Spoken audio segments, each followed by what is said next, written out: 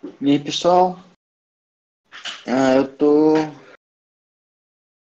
meio isolado aqui hoje, mais do que normal, porque a internet da NET está um tanto quanto morta. Ela voltou agorinha e aí caiu de novo. Aí eu tinha dito que eu ia cancelar esse vídeo de hoje, mas eu vou tentar fazer pela 4G, pelo menos ele.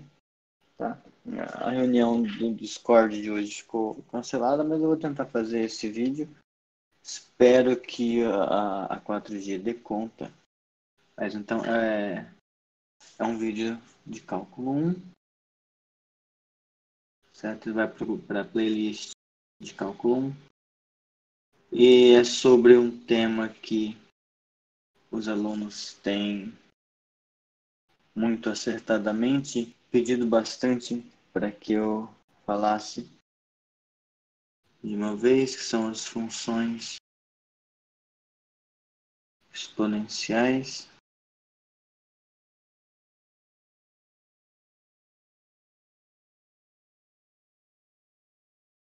Funções exponenciais. Isso. Então, e no caminho a gente também vai falar das funções logarítmicas. O problema, eu não gosto de começar falando desse tipo de... Já apresentando essas funções logo no começo, porque a ideia, sim, intuitivamente é o seguinte: o que é uma função exponencial? Tá? Função exponencial, quando a gente não pensa nada a respeito, num primeiro momento não vai ser isso, tá? Vai ser uma coisa assim, onde você tem uma base, um número que é base, e o parâmetro do domínio, a variável que você faz variar num certo domínio, ela caminha no expoente, tá bom? Expoente. Aqui, quando a gente for fazer isso direitinho, daqui a pouquinho, a gente vai ver que essa base não pode ser qualquer coisa. Tipo, há restrições para o que a gente pode considerar como base, que números a gente pode colocar aqui. Ok? Mas antes de chegar nisso, o problema que a gente tem em falar desse tipo de função em cálculo é que a gente sabe fazer o seguinte: a gente sabe que o que é pegar um número A e fazer ele elevado a 1. Isso aqui é o próprio A. Aliás, eu não estou no curso de álgebra, então eu vou escrever só assim. Isso aqui é o próprio A. E certo. Se a gente tem agora A ao quadrado, a gente define como sendo A vezes A. Mas geralmente, se a gente já sabe o que é o A elevado a N, o nosso A elevado a N mais 1 é o A elevado a N vezes A. Então, essencialmente, isso aqui é o A vezes A vezes A N vezes, certo? Vezes A. Então, N mais uma vez. Então, a gente sabe fazer exponencial para quando a gente sabe fazer a potência, no caso, a gente chama quando o expoente é um número natural. Daí, a gente fez para números naturais, né? Que eu estava falando, tive que fazer um corte. Mas aí a gente consegue agora fazer uma outra gambiarra para dizer o que seria A elevado a menos N. A gente define isso como sendo 1 sobre A elevado a N. Porque aí agora, quando a gente faz isso, para n, esse n aqui sendo um número natural com n maior que zero, passa a fazer sentido a gente dizer, em particular, que a elevar... quando está nesse cenário, o que acontece? A gente pode pensar nisso aqui assim, ó. Quando a gente tem um a elevado a m menos n,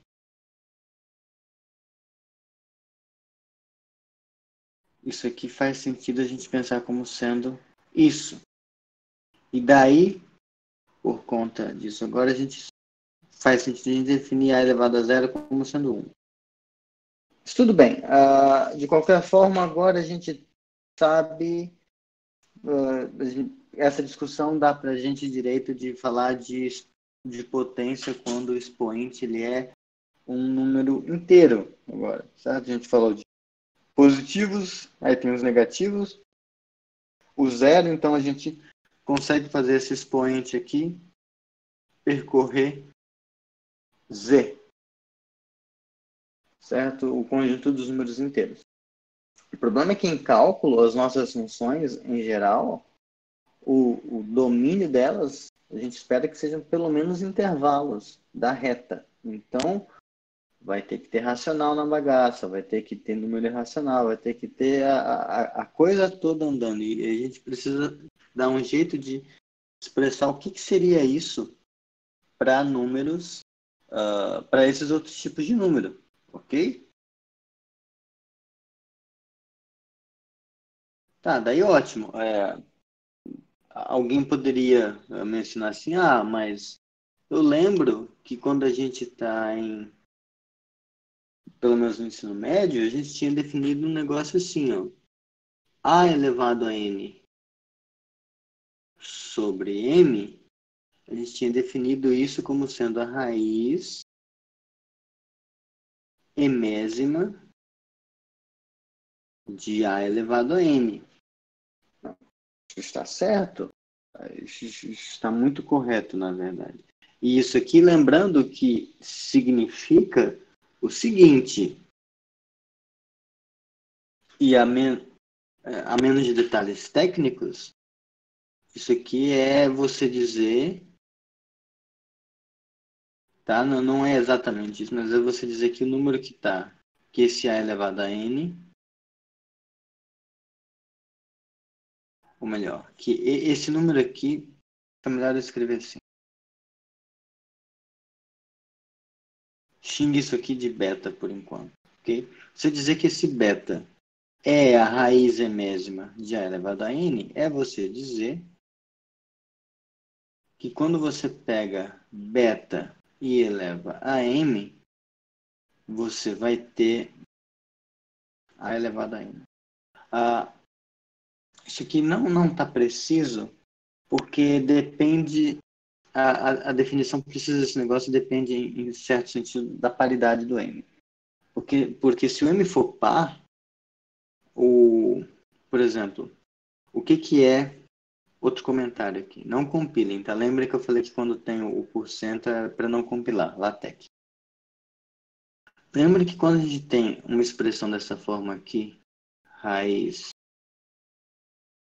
quadrada de alfa igual a beta, eu tinha mencionado para vocês em aula que, primeiro, para a gente fazer, para isso aqui ter sentido, esse alfa tem que ser maior ou igual a zero. E esse beta que a gente escolhe aqui, ele é o único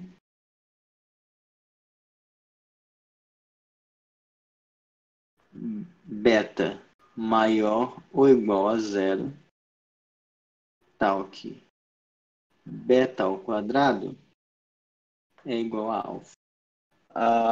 Por que eu estou mencionando isso? Porque quando você está num corpo ordenado, tá? Isso não pertence ao curso de cálculo. Quando você está na reta, para qualquer número real que você pega, se você eleva ele, se você faz, opa, como faz aqui? Se você faz isso aqui ao quadrado, isso vai ser uma coisa maior ou igual que zero. Não importa o gama real que você coloque aqui. Então,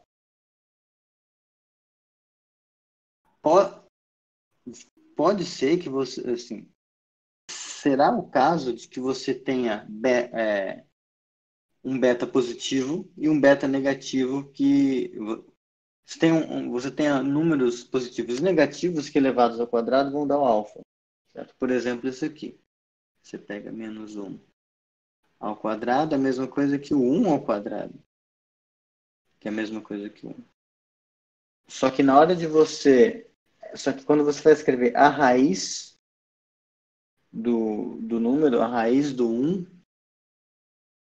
ela é 1. Ela não é... Você não escreve isso aqui. Tá? Ah, mas professor, eu coloco mais ou menos 1, porque o menos 1 ao quadrado também dá 1. Tudo bem, você não está errado em pensar assim, mas essa notação do raiz de 1, ela denota o número positivo que é o quadrado da 1, certo? É aquilo que eu tinha mencionado, só para encerrar essa discussão, você resolver essa equação aqui, x ao quadrado igual a 1. Não é a mesma coisa que você resolver isso aqui. Tá? As raízes dessa equação, de fato, são 1 e menos 1. Só que isso aqui não é exatamente uma... Isso aqui não embora o termo seja raiz aqui, raiz quadrada de 1, e aqui seja quais são as raízes dessa equação, a palavra raiz está sendo usada em dois contextos diferentes. Aqui você vai ter mais ou menos 1 como solução dessa equação, só que raiz de 1 é 1, não é mais ou menos 1, tá? E tudo bem. Essa mesma restrição que você faz pedindo para positivo, você faria para o caso do M ser um número par. Só que essa restrição você tira quando o número é ímpar. Tá? Mas, ignorando isso, vamos supor que a gente já está tranquilo com o significado da raiz enésima de A elevado a N. Aí você vai definir A elevado a N dividido por M é isso. Ok. Então, a princípio, a gente saberia, estamos ok com a definição de potência para números racionais. Certo? Errado.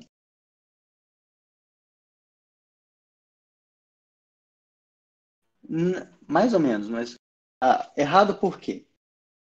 Pelo seguinte, quem garante por que é que quando você faz, você pega um alfa maior ou igual a zero, você sabe que existe esse negócio aqui.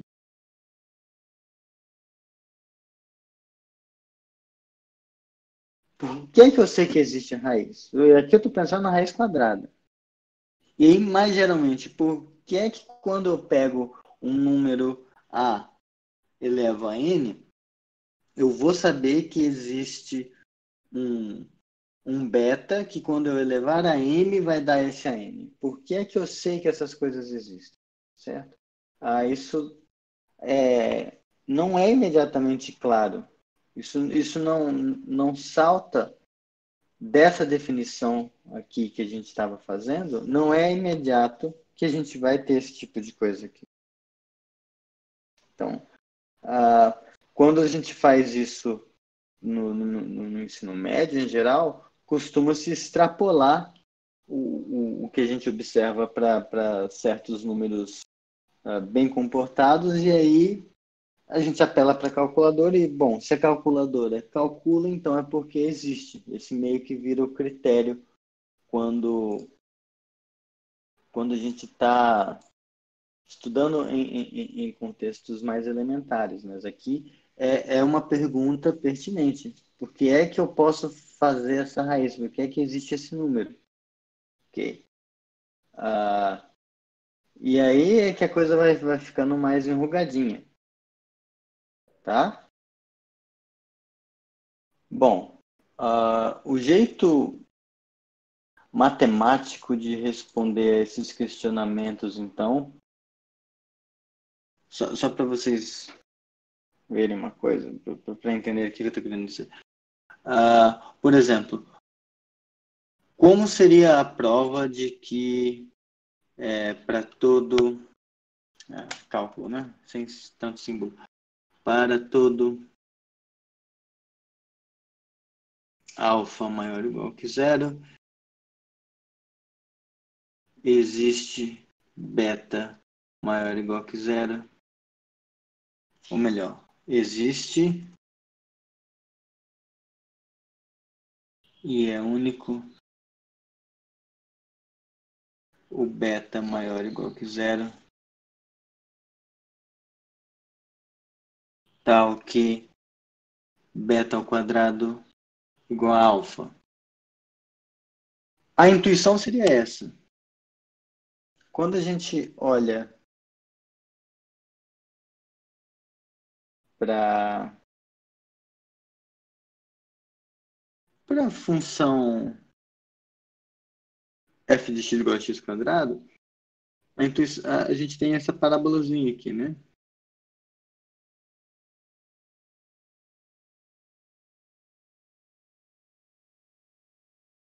Muito bem desenhada aqui.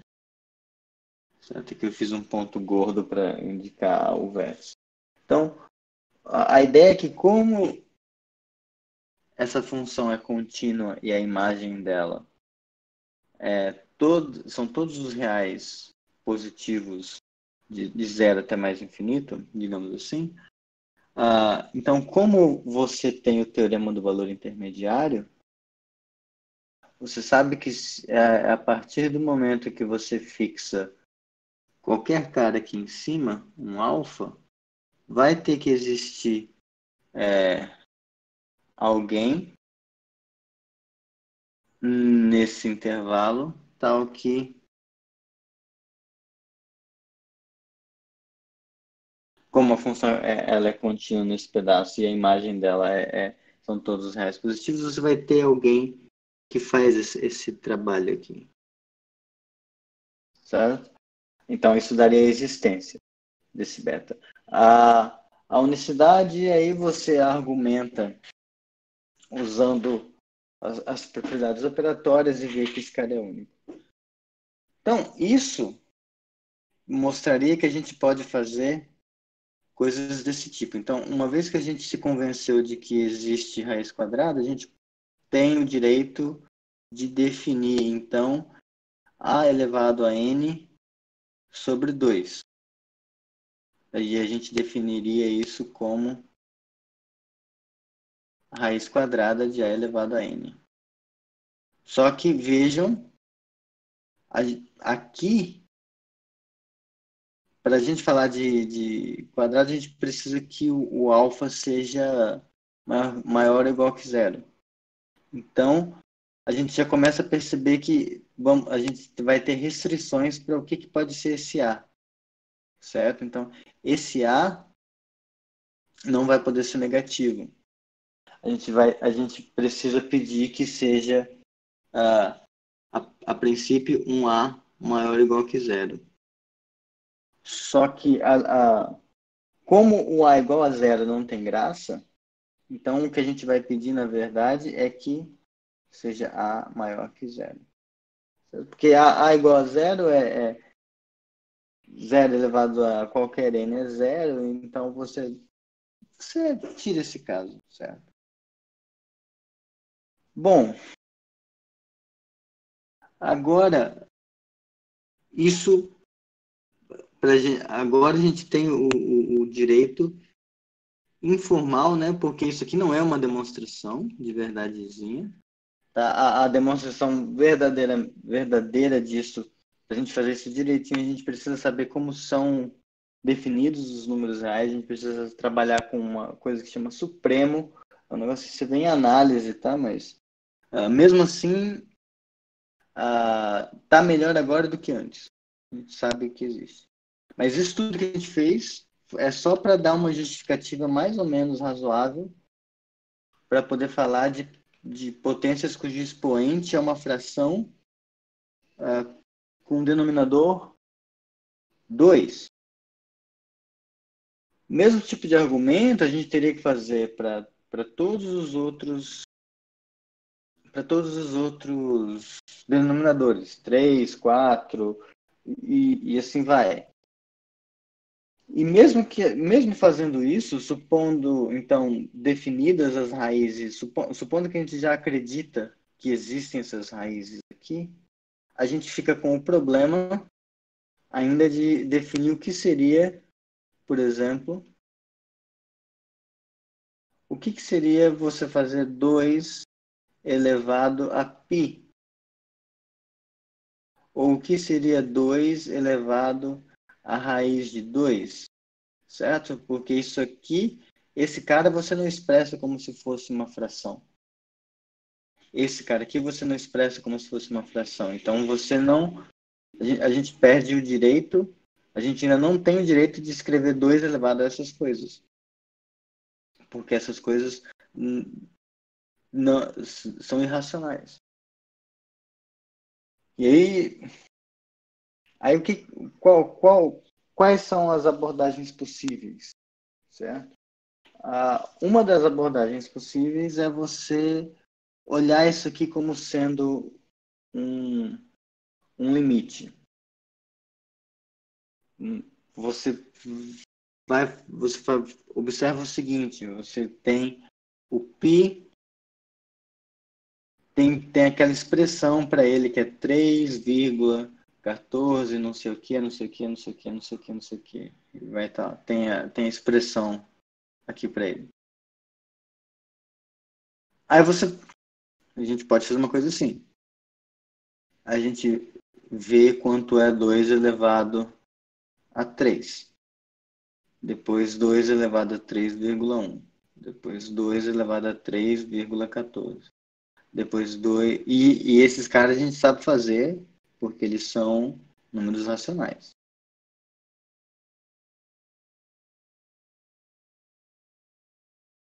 Aí 2 elevado a 3,14, não sei o quê. E vai fazendo isso.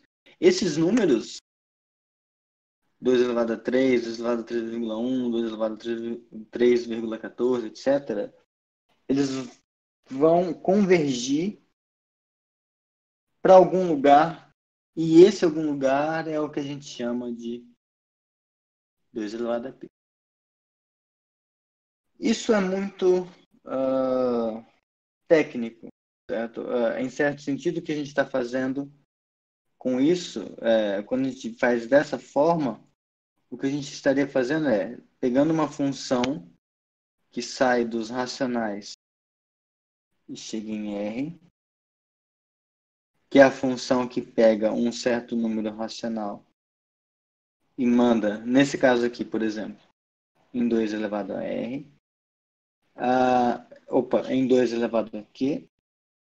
Daí, essa função satisfaz um critério de continuidade que não era... Ele é análogo ao que a gente viu, só que ele é um pouco mais técnico, porque a gente viu continuidade em intervalos, certo? Então, isso aqui é um pouco mais abstrato. E aí a gente está estendendo essa função de maneira contínua. A gente está obtendo uma função fona daqui a aqui, que quando pega qualquer número real, leva numa coisa que a gente vai chamar assim. E quando esse R é um número racional, quando a gente tem f que isso aqui coincide com o valor que a gente tinha. Isso é um pouco mostrar que isso aqui existe, não pertence a um curso de cálculo usando esse tipo de procedimento, tá? É técnico. Não é a pior coisa do mundo, mas é técnico demais para o propósito do curso. Mas a gente vai ver futuramente, é o jeito que eu prefiro, a gente vai ver um jeito de definir essas coisas de mostrar que essas coisas existem e funcionam bonitinho para qualquer número real, usando integral. Então, até lá, o que eu vou pedir para que vocês acreditem é que vocês acreditem nisso aqui. Então, colocar aqui um axioma temporário.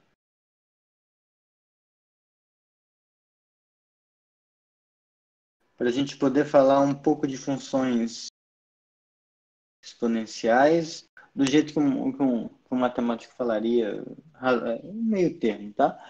Então, fixado, eu vou pedir para vocês acreditarem nisso. Então, para A maior que zero fixado, eu vou pedir que vocês acreditem que existe uma única função f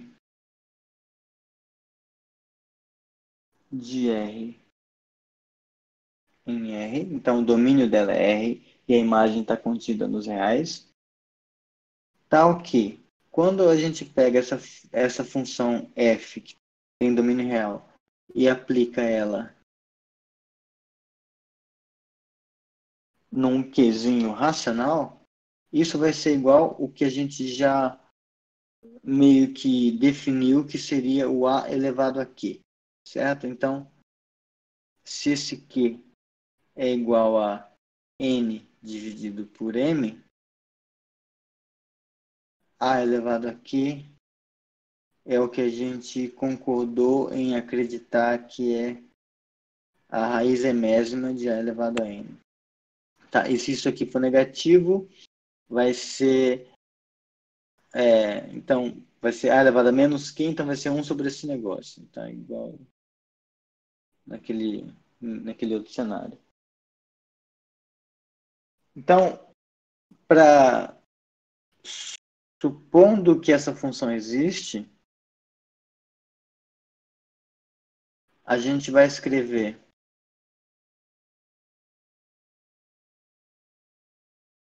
e aqui f de q igual a q para q pertencente aos racionais. Então, nesse caso, quando a gente tiver um x real, a gente vai escrever, em vez de escrever f de x, a gente vai escrever simplesmente a elevado a x. E essa função f que a gente está supondo que existe, ela vai satisfazer umas coisinhas. Então, quando vocês estudarem álgebra linear, vocês vão ver que esse tipo de coisa de você supor axiomaticamente que alguma coisa funciona é bastante recorrente. Mas a gente está supondo que essas coisas funcionam, mas vamos provar que elas funcionam em algum momento. Não com tanto rigor, mas vamos daremos justificativas plausíveis para esse tipo de coisa. Então, além disso, a gente vai supor, então, o que a gente vai supor?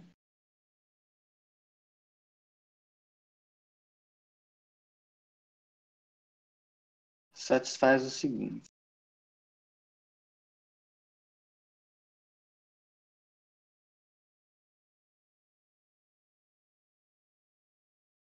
escutando. Primeira coisa, se x e y pertencem para x e y reais, quando a gente fizer a elevado a x mais y, isso aqui vai ser a elevado a x vezes a elevado a y. E quando a gente fizer a elevado a x vezes y, isso aqui vai ser esse negócio aqui, a elevado a x elevado a y. Ok? A gente vai supor que essa função, essa generalização da potência satisfaz isso, que é o que a gente já conhecia para expoentes naturais, inteiros, tá?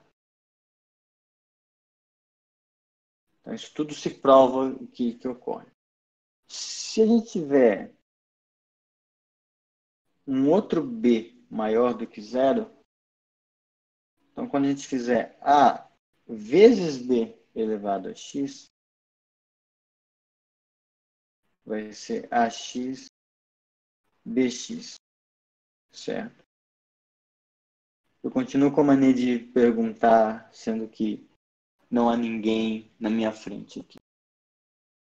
Agora, se A é maior do que 1 e x é maior do que y, então A elevado a x é maior do que A elevado a y. O que a gente está exigindo aqui com essa condição 3i é que quando a base, certo? Que esse número aqui chama base. Quando a base for maior do que 1, a função exponencial correspondente à função potência de base A elevado a x, essa função vai ser crescente, ou seja, quando você aumenta o expoente que você atribui, você obtém resultados maiores. Tá? Outra exigência é que se ocorrer 0 menor do que A menor do que 1, vai acontecer o contrário, ela vai ser decrescente. Então, conforme você aumenta o expoente, você diminui o resultado.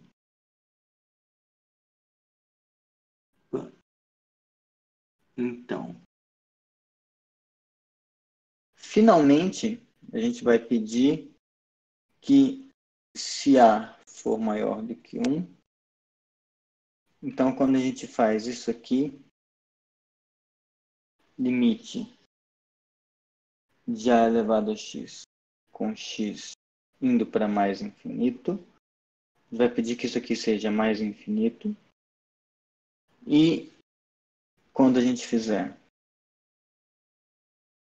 limite de x indo para menos infinito de A elevado a x, e isso aqui seja zero. Notem que, embora a gente ainda não tenha discutido as formalidades de limite, a gente já viu o significado desse tipo de coisa.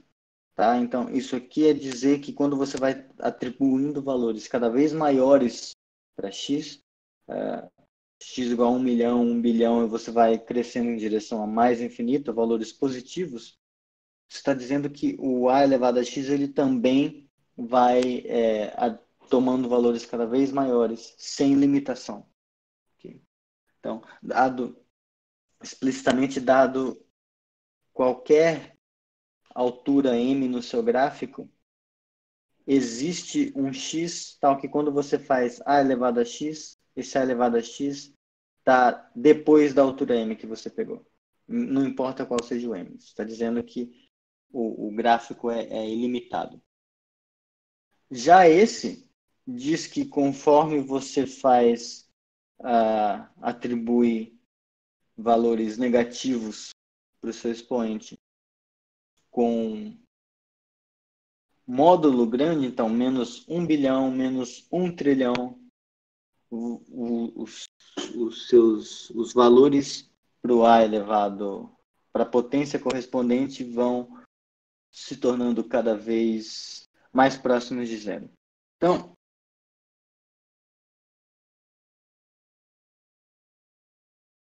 como a gente está pegando A sempre positivo, certo? Ficou bem bonito esse gráfico. O que está sendo dito aqui é que conforme... Deixa eu mudar a cor, deixa eu pegar um azulzinho.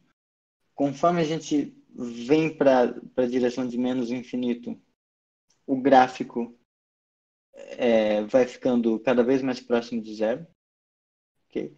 Notem que em A elevado a zero, a gente tinha visto aqui A elevado a 0,1. Então, aqui, vamos dizer que aqui é 1.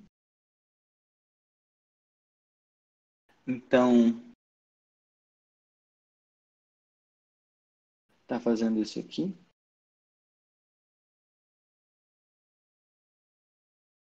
E como... E aí ele vai crescendo conforme a gente toma valores cada vez maiores para o x, certo? Já que aqui é o x. Então, e aí a gente vai tendo coisas assim. Ok? Certo. Assumindo que a gente tem, para qualquer A maior que zero, a gente tem uma função A elevado aqui satisfazendo essas coisas, certo? A gente já tem, digamos assim, o ferramental básico para definir, para estudar algumas coisas com um pouco mais de calma, certo? Então, só para discutir aqui, então, vamos observar o seguinte. Então, como a gente está supondo A elevado a x crescente, e a gente fez essas suposições aqui quanto ao comportamento delas quando x vai para mais infinito e menos infinito, tá? A gente tem que a imagem de A elevado a x é zero até mais infinito. Talvez aqui é que eu estou só listando as propriedades que a gente precisa aceitar delas, né? Eu não estou construindo explicitamente a potência, mas aqui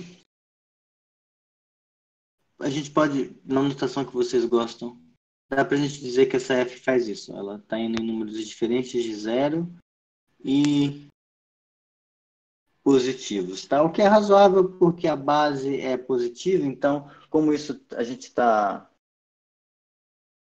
A ideia é generalizar o comportamento que a gente já tem com potências usuais, então isso que sempre vai resultar em coisas positivas e a base não sendo zero, a gente coloca também que não vai ser zero. Então, a imagem vai ser esse intervalo. Qual a graça disso? É a seguinte, vejam. Quando a gente olha, então, para o gráfico dessa função, eu já fiz um caso ali, mas quando a gente faz vou fazer de novo, o gráfico dela, que é uma coisa assim, isso, então, reescrevendo aqui, o domínio é R, a imagem é zero até mais infinito, a gente ainda... Tá, vamos colocar assim, a gente não sabe ainda que imagem é isso é só o contradomínio. Mas a gente axiomatizou que Existe uma única função f. Ah, eu esqueci de uma coisa muito importante. Essa função f, a gente assume que ela é contínua, tá, pessoal? Muito importante isso, tá?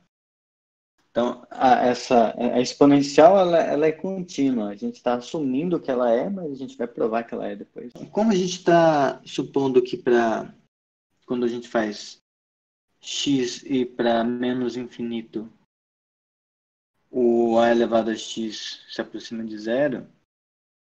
Então, quando isso diz que quanto mais para cá, quanto mais na direção de menos infinito a gente estiver, mais próximo de zero a gente vai estar. Então, se eu pego um númerozinho próximo de zero aqui, ok? Dado qualquer número grandão aqui, existe um momento a partir do qual a função vai estar acima dele. Só que vejam, como a função ela é contínua, a gente pode usar o teorema do valor intermediário para garantir que não apenas vão ter pontos próximos aqui, mas vão ter pontos que vão exatamente nesse carinha que você pegou. Então, aqui, para esse bichinho que eu travei, vai ter um sujeitinho cuja imagem vai ser ele. E aqui, para esse cara bem alto, vai ter um sujeito tal que o cara é ele. Então, o fato da função ser contínua, aliada às hipóteses que a gente tem sobre o limite, sobre o comportamento assintótico da função, garantem para a gente que isso aqui é a imagem, certo? Então, essa função R, essa função f de R para indo até de zero até mais infinito, que leva um x, pega um x, leva em a elevado a x, essa função ela é sobrejetora. Sobrejetora. Como ela é crescente, ou seja, x menor do que y implica a elevado a x menor que a elevado a y, ela também tem que ser injetora, porque, em particular, se x é diferente de y, um dos dois é maior que o outro. Então, a imagem de um dos dois vai ser maior que a do outro, então ela também é injetora. Então, ela é uma bijeção. Essa função f sendo uma bijeção, então, é bijeção. Ela sendo bijeção, existe uma g que faz o contrário, que sai de zero até mais infinito e vai em R e pega um y aqui e manda num xzinho. E em que xzinho ela manda? Certo? Esse xzinho aqui é a g do y. E o que caracteriza esse g de y? Esse g de y ele é igual a x. Exatamente nos casos, a gente em matemática costuma escrever o C e somente C.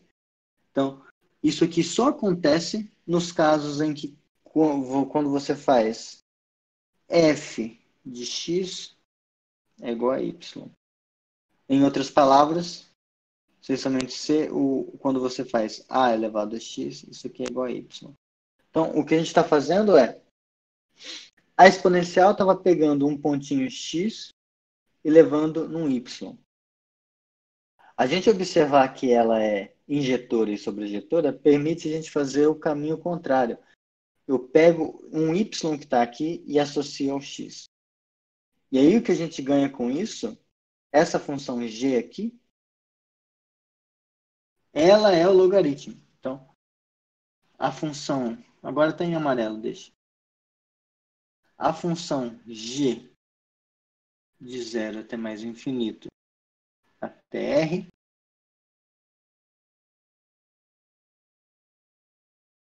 é o que costumamos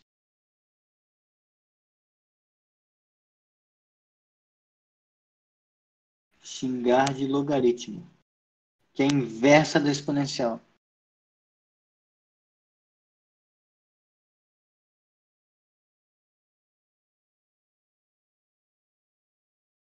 Mais precisamente,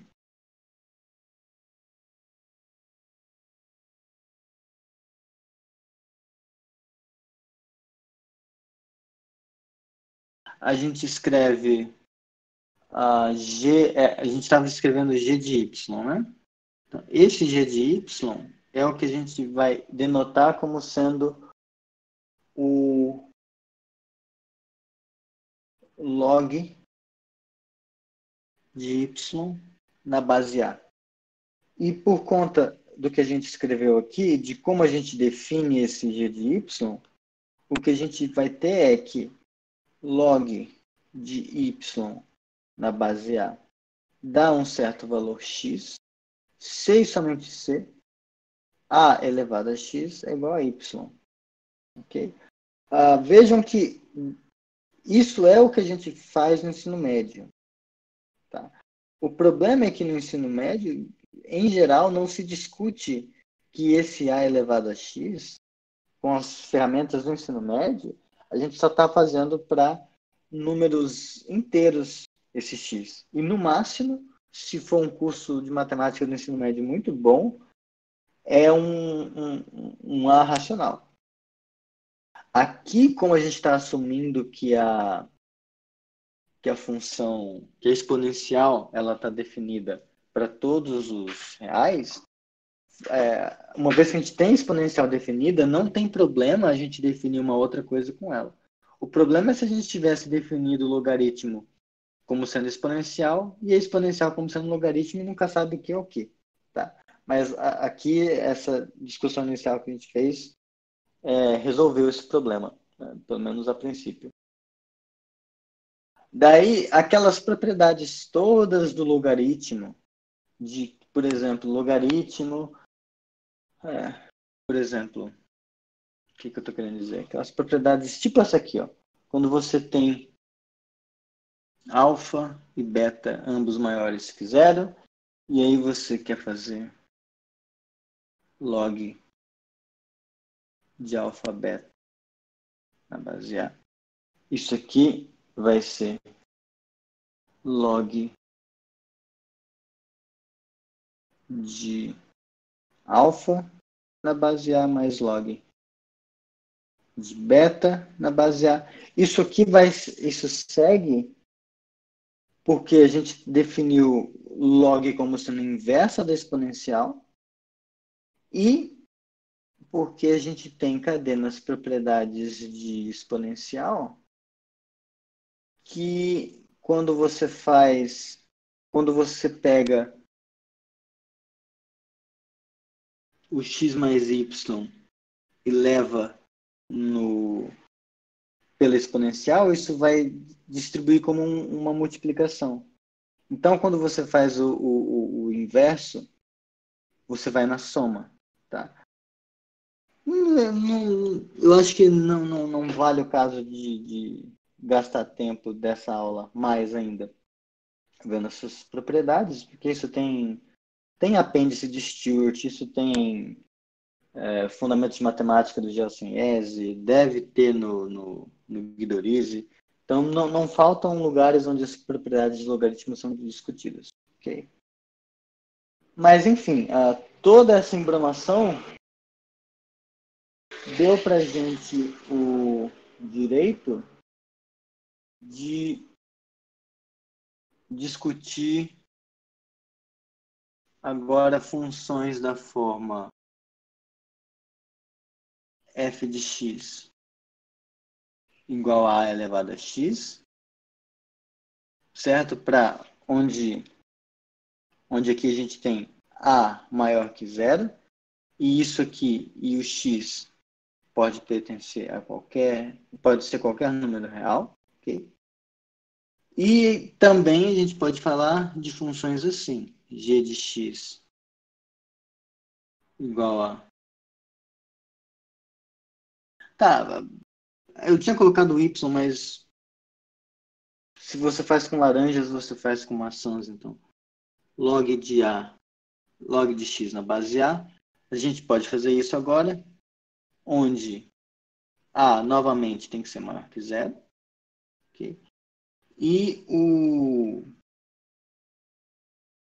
Só que o x agora ele não pode ser qualquer número real. O x também tem que ser maior que zero, porque o domínio do logaritmo é a imagem da exponencial. A imagem da exponencial são os reais positivos sem o zero. Então, o domínio do logaritmo, você não calcula o logaritmo de zero. Tá? E tem uma outra observação aqui, que a gente fez, cadê? Para eu falar do logaritmo, a minha... Aqui eu estava falando a x crescente, então aqui eu estava implicitamente supondo, eu esqueci de colocar, a gente estava supondo a maior que 1, tá bom? Essa mesma discussão que a gente fez para definir o logaritmo, ela poderia ser feita para 0 menor que a, menor do que 1. Porque a gente ainda ia ter a garantia da injetividade se a função fosse decrescente, tá? Só que em vez daqui ser valer isso, ia valer o contrário, mas ainda ia ser diferente. Então o logaritmo ia existir, certo? A função ela ia ser bijetora, portanto ia ter inversa, a inversa ia ser o logaritmo. Mas notem a restrição. Isso aqui e isso aqui. Então, para a gente falar de logaritmo, esse a que a gente está fixado, além dele ser maior do que zero, ele tem que ser diferente de 1. Porque o que acontece se a função exponencial tem se a função exponencial é de base 1? Se ela for de base 1, inclusive, a gente não estipulou aqui, a gente só pediu que fosse A maior que zero, e aí essas propriedades aqui dela ser crescente são para A maior que 1, dela ser decrescente é para A entre 0 e 1, e essa propriedade do limite é para A maior que 1. Quando A é igual a 1, o que a gente vai ter quando construir as coisas de verdade? 1 elevado a x vai ser 1 para qualquer x. Então, você vai ter uma função constante. Então, o gráfico da função exponencial, quando a base é 1, é uma reta. Ela não vai ser um negócio assim. Ela vai ser simplesmente uma função constante. E essa função aqui você não tem inverso. Então, você não vai ter o logaritmo nesse caso. Tá? Então, para você falar de exponencial, basta que A seja maior que zero. Mas para você falar de logaritmo, A tem que ser maior que zero e o A tem que ser diferente de 1. Tá? Na prática, se quiser, como não tem graça falar de exponencial com base em 1, a gente também pode tirar o 1 aqui. Mas não precisa. Tá? Então agora a gente sabe um pouco melhor o que são essas funções. Tá? Aí no próximo vídeo, a gente vai ver a base E, que aqui eu falei de A elevado a x para maior que zero. E que seja A diferente de 1. Só que o que desgraça é quando tem o E elevado a x. Certo? Quem é E? Onde ele vive? O que ele come? Essas coisas a gente vai ver no próximo vídeo. E, mais importante, por que quando a gente tem f de x igual a E elevado a x, por que essa função é derivável num pontinho x qualquer? E mais ainda, por que vale isso aqui? Tá? Por que a derivada da exponencial é ela mesma? A gente vai ver isso no próximo vídeo. Tá? E até a próxima.